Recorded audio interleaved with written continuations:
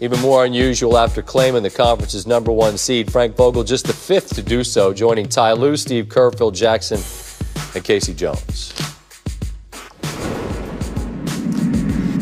Frank Vogel, head coach of the world champion Los Angeles Lakers, joins us now. And Frank, I had an opportunity the other night to talk to Anthony and to LeBron, but they're still soaked by some champagne and some sweat, and there's confetti on the floor, and maybe the vision's not the clearest for a lot of different reasons. But now you've had some time to let this really land with you. And as you nod your head there, sitting in your kitchen as a world champion, what's the clearest sort of picture you have of what it is you guys did? Well, just incredible pride. Obviously it's always difficult to be in a position to win a championship in the NBA. But for our group to have come together just this year, my coaching staff being new, me being new to the team, to be able to reach the ultimate goal is really remarkable. I'm really proud of what our group was able to accomplish, and it's still pretty surreal.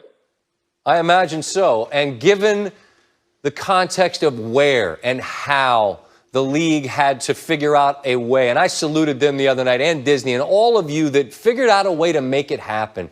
How would you describe, Frank, the challenge of being separated from the people you cared about, having to be there together, having to have each other's backs, all of that? Like, how did that amplify the ask?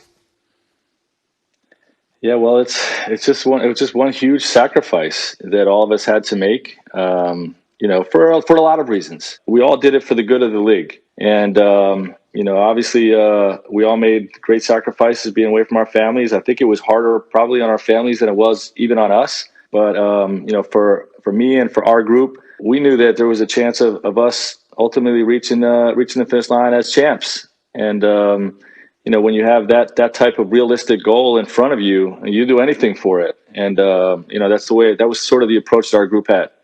I know that Spo dealt with it. I think Ty Lue dealt with it. I think anyone who coaches LeBron has to deal with the sense that, to a degree, you're just kind of driving around in the car wherever he goes. But you know that's not true, Frank. You know what you gave this team, what you provided as their coach. What are you proudest of that you know you gave them that helped them get to that finish line?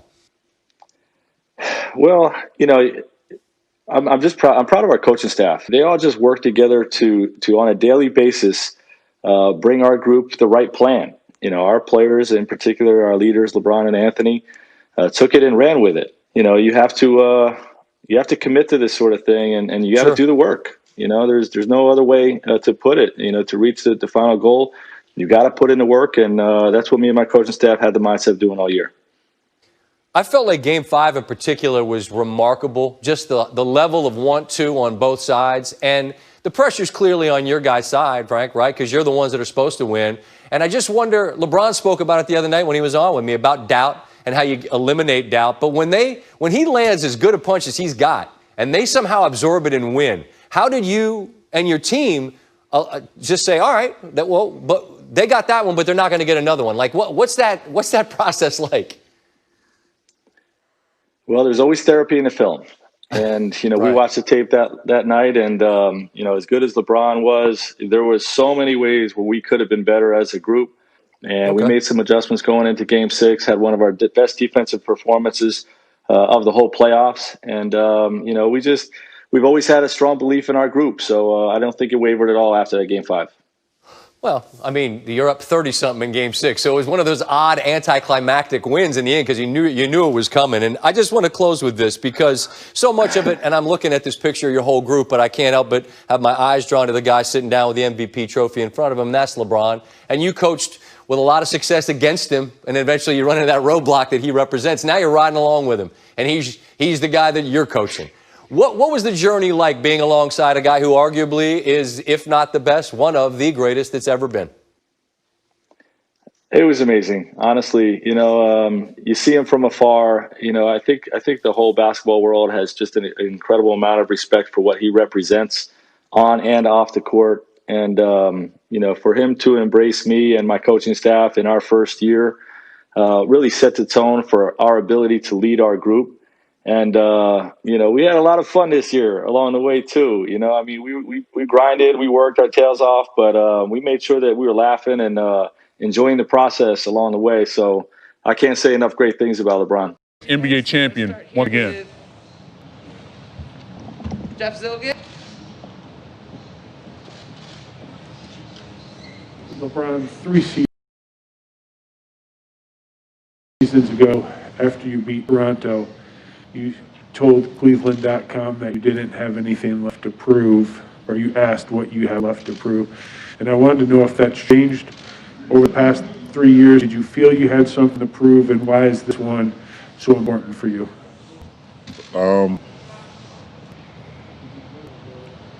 I think, personally, thinking I had something to prove fuels me and fueled me over these last year and a half since my injury.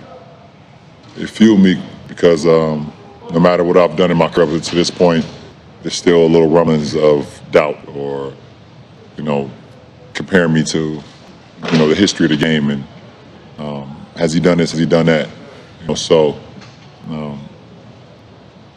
Having that in my head, having it in my mind, saying to myself, why not still have something to prove? I think it fuels me. All right, Dave McMenamin.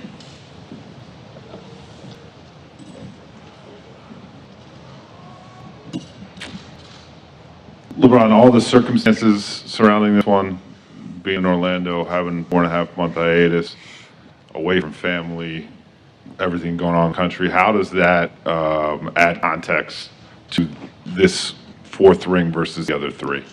I think they're all special in their own right. They all have their obstacles, things that went on throughout the course of the year, both on and off the floor. But one is not less than the other.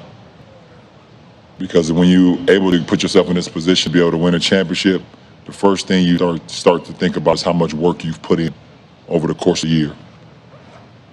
How much you've sacrificed, how much you dedicated to the game and to your craft.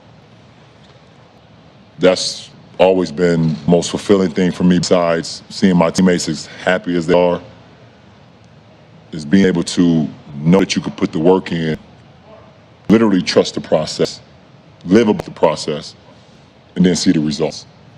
And I think not only from a basketball player, but from everybody, whatever craft, whatever work space you're in, to be able to put the work in and live along the process and build along the process and then be able to see the results. I think we all live for that moment. Okay, we're gonna go Michael. Okay. You're gonna be everybody tonight. LeBron, could you sense that with the mental wear of the bubble that it was getting to other teams? And in the last few days, was there kind of a weird feeling of we're reaching, not just possibly winning a championship, but reaching the end of this journey? Like, did that feel different even than the other title runs? To answer your first question, with so much going on inside the bubble and everything, and us, going into unknown, it's kind of hard for me personally. Once I got inside here, saying